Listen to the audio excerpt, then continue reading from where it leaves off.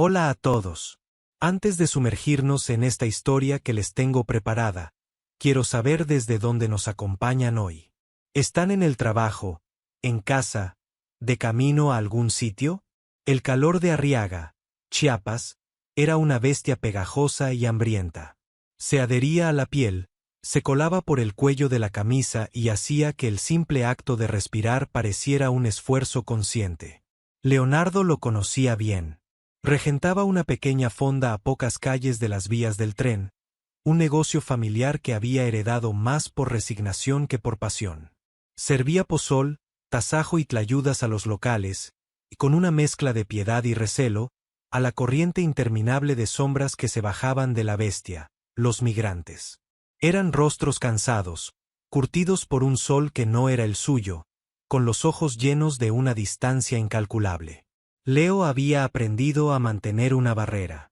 Les daba agua, a veces un plato de frijoles por unas pocas monedas o a cambio de algún trabajo rápido, pero no dejaba que sus historias se anclaran en su corazón.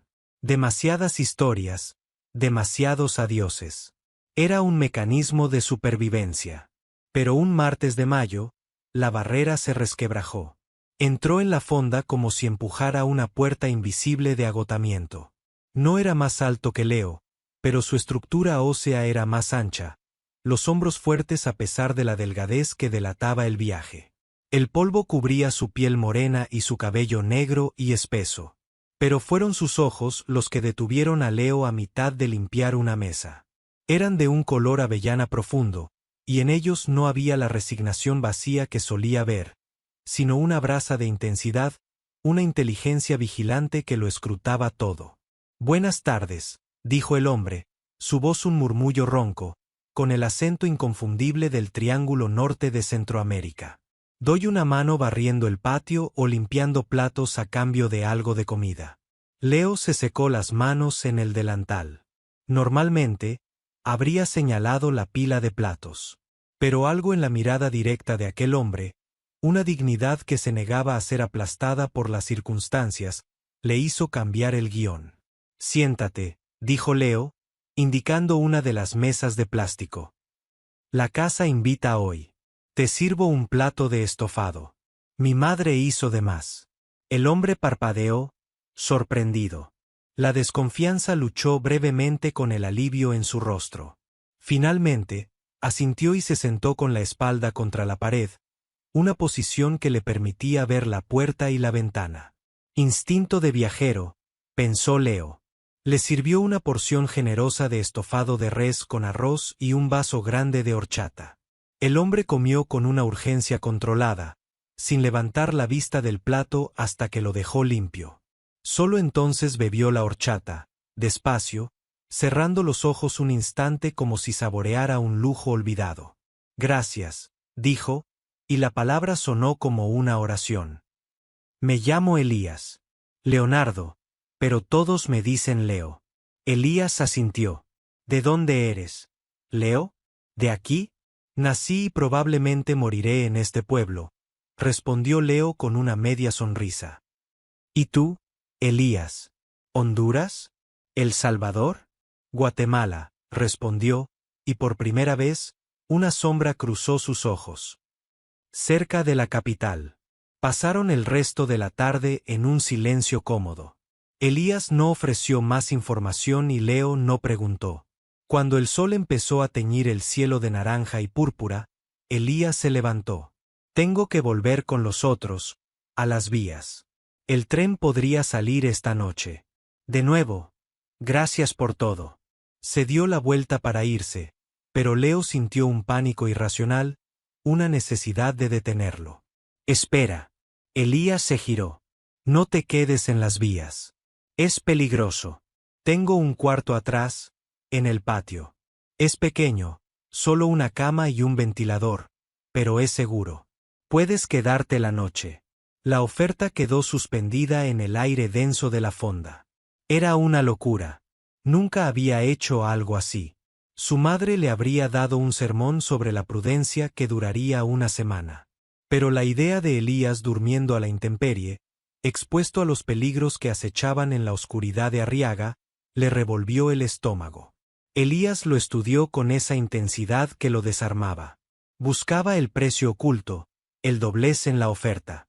Al no encontrarlo, su expresión se suavizó. ¿Por qué?, preguntó suavemente. Leo se encogió de hombros, sintiendo el calor subir a sus mejillas. Porque a veces uno solo quiere hacer lo correcto. Y porque tienes cara de que no has dormido en una cama en semanas. Una sonrisa genuina, la primera que Leo veía, iluminó el rostro de Elías. Transformó sus facciones cansadas en algo increíblemente atractivo. En eso no te equivocas, dijo Elías. Acepto.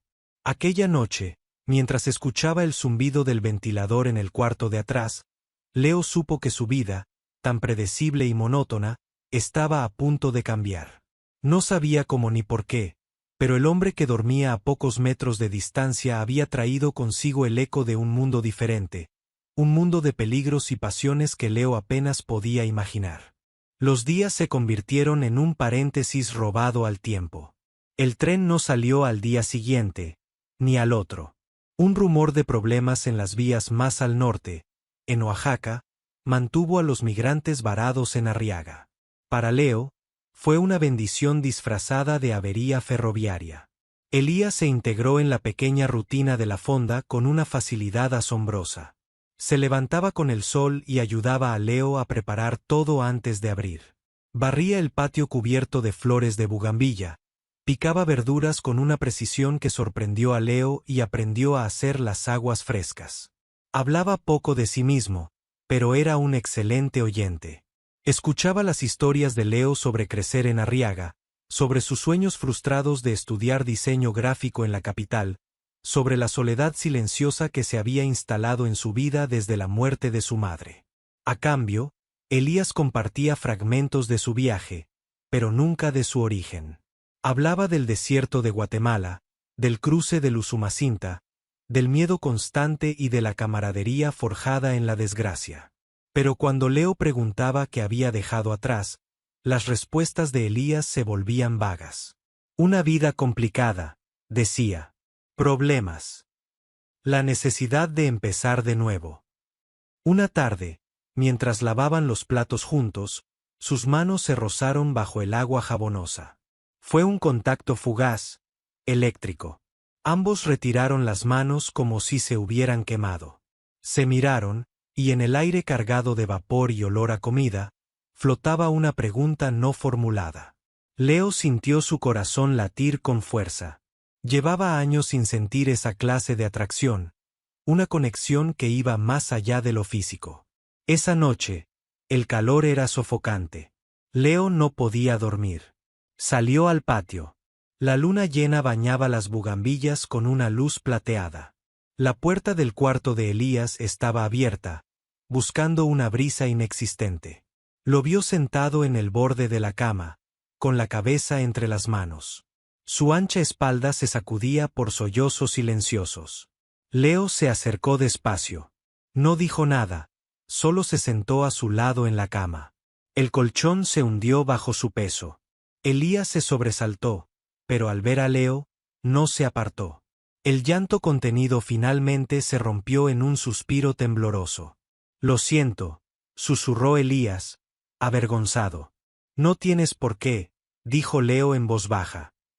Este camino que recorres, rompería a cualquiera. No es el camino, dijo Elías, su voz quebrada. Es lo que dejé atrás, o lo que me obligaron a dejar. Leo esperó.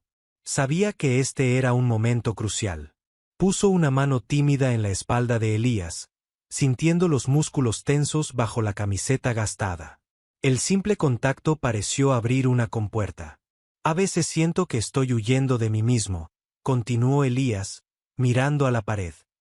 Que la persona que era, murió allá. Y este que ves ahora es solo un fantasma corriendo hacia el norte. Yo no veo a un fantasma, dijo Leo, su voz más firme de lo que se sentía. Veo a un hombre fuerte. Un sobreviviente. Elías se giró para mirarlo. Sus rostros estaban a centímetros de distancia.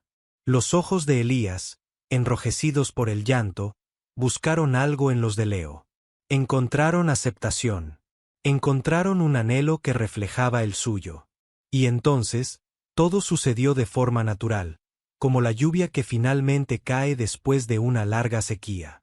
Leo acunó el rostro de Elías entre sus manos, sus pulgares limpiando las lágrimas de sus mejillas. Se inclinó y lo besó. Fue un beso salado por las lágrimas, tierno y desesperado a la vez. No había lujuria, sino una profunda necesidad de consuelo, de conexión humana. Era el reconocimiento de dos soledades que se encontraban en mitad de la noche. Cuando se separaron, apoyaron sus frentes una contra la otra, respirando el mismo aire. Leo, susurró Elías, como si probara el nombre en sus labios. Quédate, pidió Leo. Quédate conmigo. Olvida el norte. Elías cerró los ojos, una expresión de dolor cruzó su rostro. No puedo. Desearía poder hacerlo, pero no puedo. No hicieron falta más palabras. Esa noche, durmieron en la misma cama. No hicieron el amor en el sentido carnal. Se abrazaron, piel contra piel, buscando en el otro un ancla en la tormenta. Leo se durmió con el olor a polvo y a jabón de Elías, sintiendo el latido constante de su corazón contra su pecho. Era un latido fuerte, lleno de vida, el latido de un hombre que era mucho más que un simple migrante. Y Leo, por primera vez en mucho tiempo, no se sintió solo. Se sintió parte de algo más grande, aunque supiera que era algo temporal, tan frágil como las alas de una mariposa. Los días siguientes fueron un sueño. La fonda se convirtió en su universo.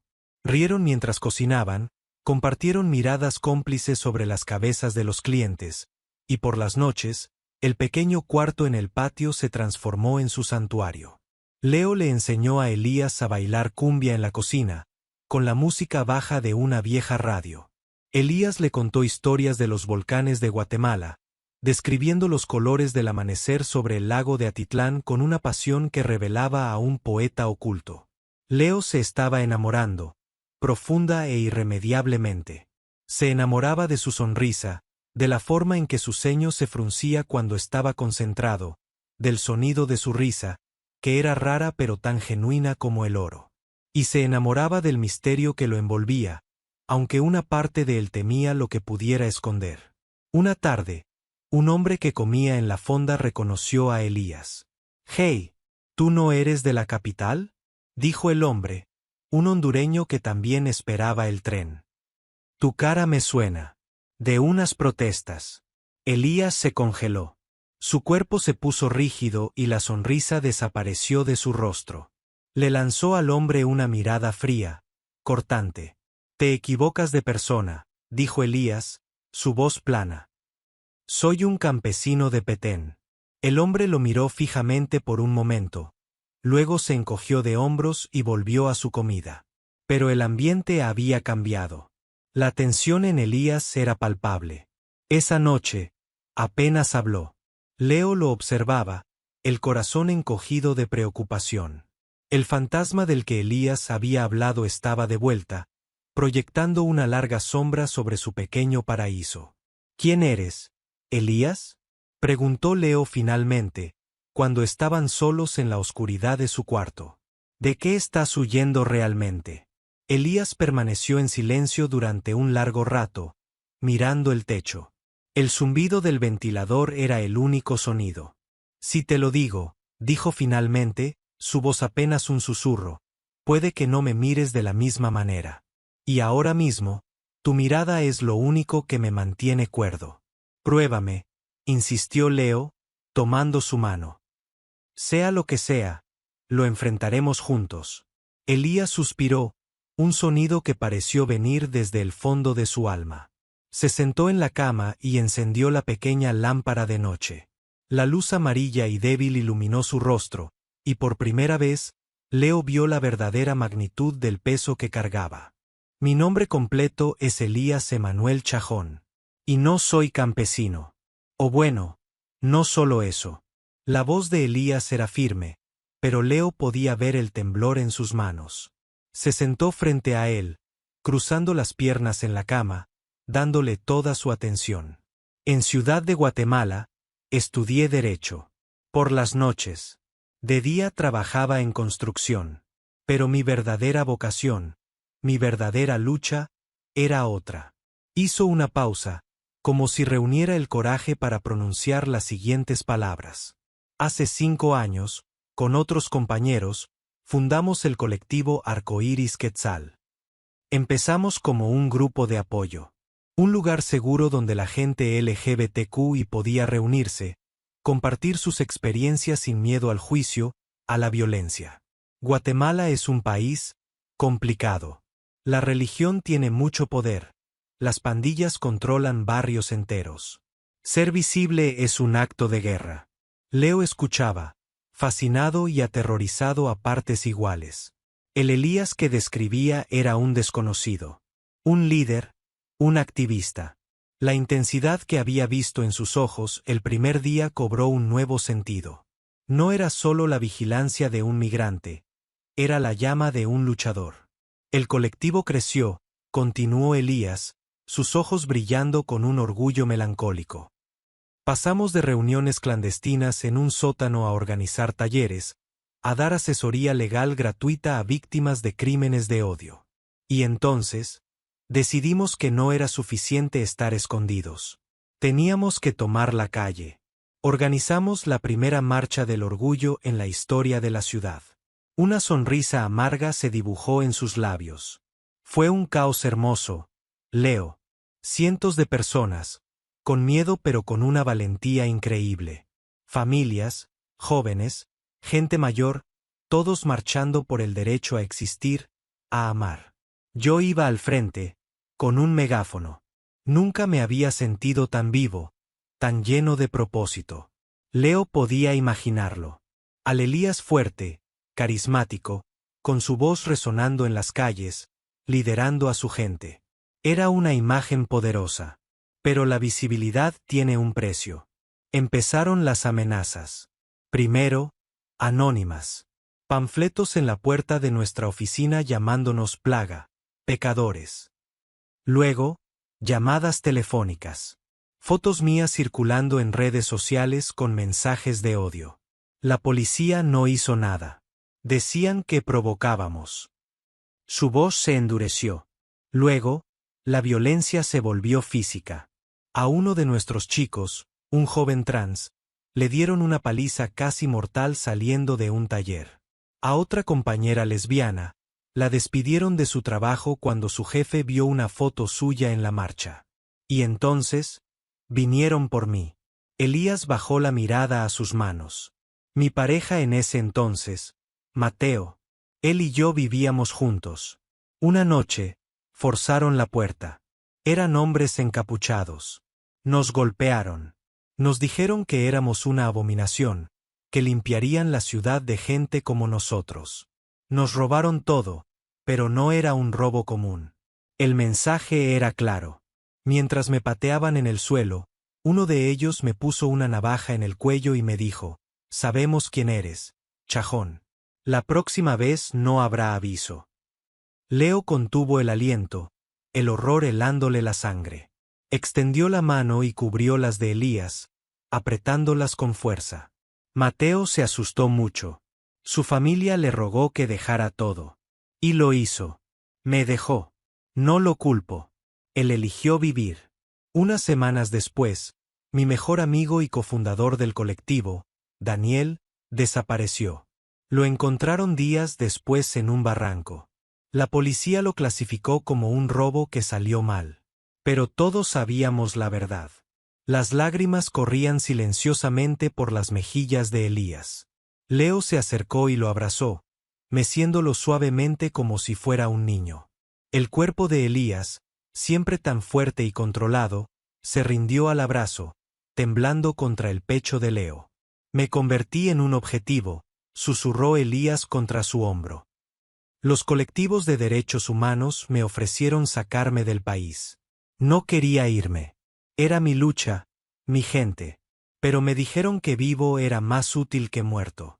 Que desde afuera podría seguir denunciando, buscando ayuda. Así que escapé. Dejé todo atrás.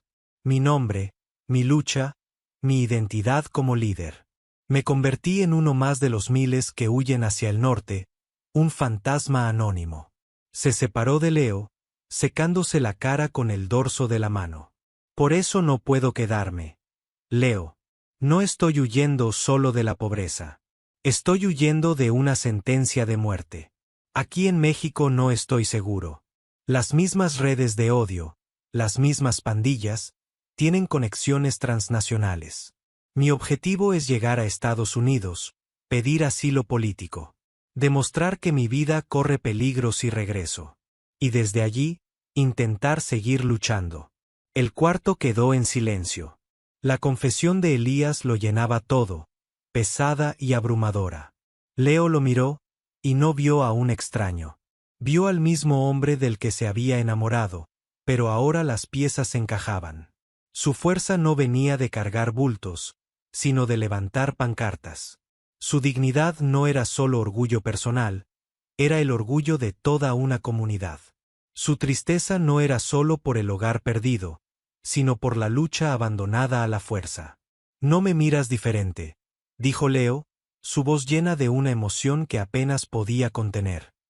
Te miro y veo a un héroe, Elías. Un puto héroe. Elías lo miró, sorprendido. Una oleada de alivio puro lavó la tensión de su rostro. Tenía tanto miedo de que me vieras como un problema. Como alguien complicado. Eres complicado, admitió Leo con una sonrisa. Eres la persona más complicada, valiente y extraordinaria que he conocido en mi vida. Y enamorarme de ti ha sido lo menos complicado que he hecho nunca. Esta vez, cuando se besaron, fue diferente. Fue un beso de entendimiento total, de admiración, de un amor que había trascendido la atracción y se había convertido en un profundo respeto. Ya no había secretos entre ellos, solo la cruda y dolorosa verdad. Y en esa verdad, su conexión se hizo indestructible. Sabían que el tiempo se agotaba. El rumor de que las vías estaban casi reparadas corría por el pueblo. Cada hora juntos se volvió más preciosa. Hablaron durante horas, Leo preguntando sobre el colectivo, sobre los sueños que tenían, sobre la gente a la que habían ayudado. Elías, por primera vez, habló libremente de su pasado, no como una carga, sino como un testimonio. Al compartir su historia, parecía recuperar una parte de sí mismo que creía perdida en el camino.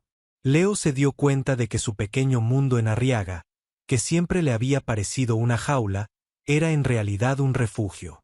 Un lugar seguro. Un privilegio que nunca había valorado de verdad. Elías le había abierto los ojos a una realidad brutal, pero también a la increíble capacidad humana para la resistencia y el amor. 2 días después, llegó la noticia. El tren saldría al amanecer. La despedida no fue en la fonda. Fue en la penumbra que precede al alba, junto a las vías de hierro que brillaban débilmente bajo una luna menguante. El aire era fresco, por fin, y olía a tierra mojada y a metal. Una multitud silenciosa de figuras se congregaba, preparándose para el asalto al lomo de acero de la bestia. Leo y Elías caminaban de la mano. No habían dormido. Pasaron la noche hablando, memorizando el rostro del otro, grabando cada detalle en su mente. Leo le había dado a Elías una mochila nueva, llena de agua, comida enlatada, un pequeño botiquín y todo el dinero que tenía ahorrado. Es muy poco, dijo Leo, avergonzado. Es el mundo entero, respondió Elías, con la voz ahogada por la emoción. Se detuvieron a una distancia prudente del caos. El momento que habían estado posponiendo había llegado. Supongo que esto es todo, dijo Elías, mirando los vagones del tren. No tiene por qué serlo, dijo Leo, su voz desesperada. Puedo ir contigo. Cierro la fonda. No tengo nada que me ate aquí. Elías se giró y lo tomó por los hombros. Su mirada era tierna pero firme. Leo, mírame. Tu vida está aquí. Tu hogar, tus raíces. Este viaje mío es peligroso e incierto. No te pediría que lo compartieras. Y no te arrastraría a mi lucha, a mis peligros. Te mereces paz. Te mereces seguridad. No quiero paz si no estás tú, replicó Leo, las lágrimas finalmente brotando de sus ojos. La tendrás. Y yo tendré tu recuerdo para mantenerme fuerte. Elías le acarició la mejilla. Me salvaste, Leo. No del hambre ni del cansancio. Me salvaste de convertirme en ese fantasma del que te hablé. Me recordaste quién soy. Me devolviste mi nombre. Se quitó una pequeña pulsera de cuero trenzado que llevaba en la muñeca y se la puso a Leo. La hice cuando fundamos el colectivo. Para no olvidar nunca por qué luchábamos. Quiero que la tengas tú. Leo se aferró a la pulsera como a un salvavidas. El silbato del tren sonó, un grito agudo que partió el aire de la mañana. La gente empezó a correr, a trepar por los vagones en movimiento. Tengo que irme, dijo Elías. Leo asintió, incapaz de hablar. Elías lo atrajo hacia sí y le dio un último beso. Fue un beso largo, profundo, lleno del sabor salado de las lágrimas y de la amargura de un futuro robado. Un beso que contenía todas las palabras que no podían decir. Te encontraré, dijo Leo contra sus labios. De alguna manera, te encontraré. Cuando llegues, busca en las redes. Búscame a mí. Leonardo Cruz, de Arriaga.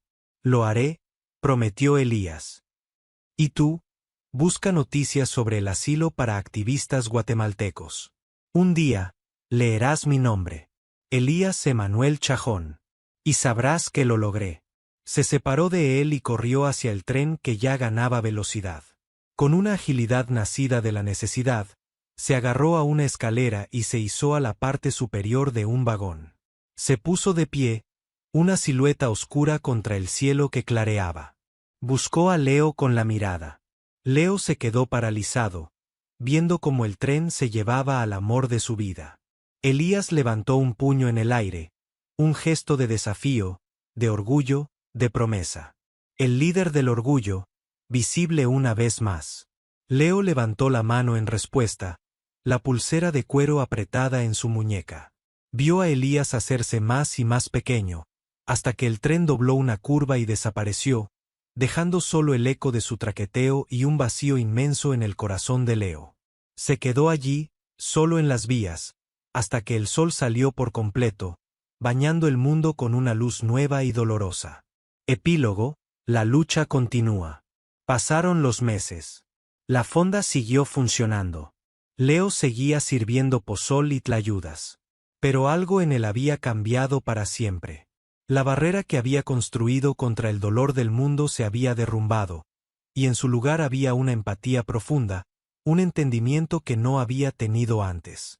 Cada noche, después de cerrar, se sentaba frente a su vieja computadora. Buscaba noticias. Activista guatemalteco asilo político, derechos LGBTQ y Guatemala, colectivo Arcoíris Quetzal.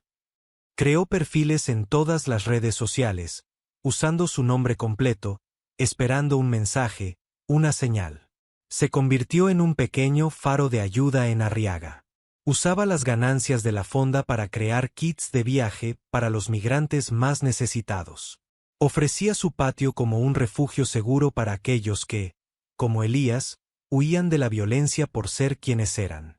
Escuchaba sus historias, y en cada rostro cansado, buscaba un eco de los ojos avellana que habían cambiado su vida.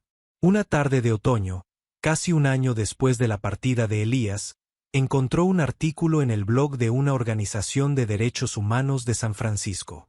El titular era, Elías Emanuel Chajón, líder guatemalteco de derechos LGBTQ, y obtiene asilo político en Estados Unidos. Y jura continuar la lucha desde el exilio. El corazón de Leo dio un vuelco. Hizo clic en el enlace. Y allí estaba.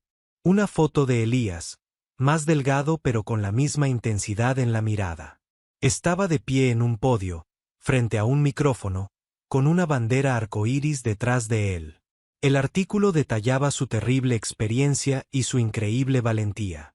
Citaba sus palabras. Tuve que huir, pero nunca me rendí. Y en mi camino, encontré bondad en los lugares más inesperados. Esa bondad me recordó que nuestra lucha no es solo por el derecho a amar, sino por un mundo donde nadie tenga que convertirse en un fantasma para poder sobrevivir. Esta lucha también es por ellos. Leo apoyó la cabeza en la pantalla de la computadora y lloró. Pero esta vez, no eran lágrimas de tristeza, sino de un orgullo abrumador. Elías lo había logrado. Estaba vivo, estaba a salvo, y estaba luchando. Esa noche, Leo le escribió un correo electrónico a la organización, dirigiéndolo a Elías. No sabía si le llegaría, pero tenía que intentarlo. Querido Elías, escribió. Leí la noticia. Siempre supe que eras un héroe. Llevo tu pulsera todos los días. Me recuerda que hay luchas más grandes que las propias y amores que valen cada lágrima de la despedida. Aquí en el sur, intento mantener una pequeña luz encendida, inspirada en ti. Sigue luchando, líder del orgullo. El mundo te necesita. Y que sepas que aquí, en una pequeña fonda de Arriaga, hay alguien que te espera. No importa cuánto tiempo tarde. Con todo mi amor. Tú, Leo. Apretó enviar y miró por la ventana hacia el patio, donde las bugambillas florecían, vibrantes y tercas, bajo la luna.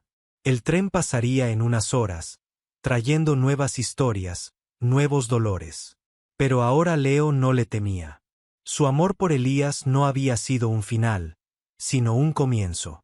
Le había enseñado que incluso el amor más breve puede dejar una huella eterna, y que la esperanza, como las flores en su patio, siempre encuentra una manera de crecer, incluso en el suelo más duro.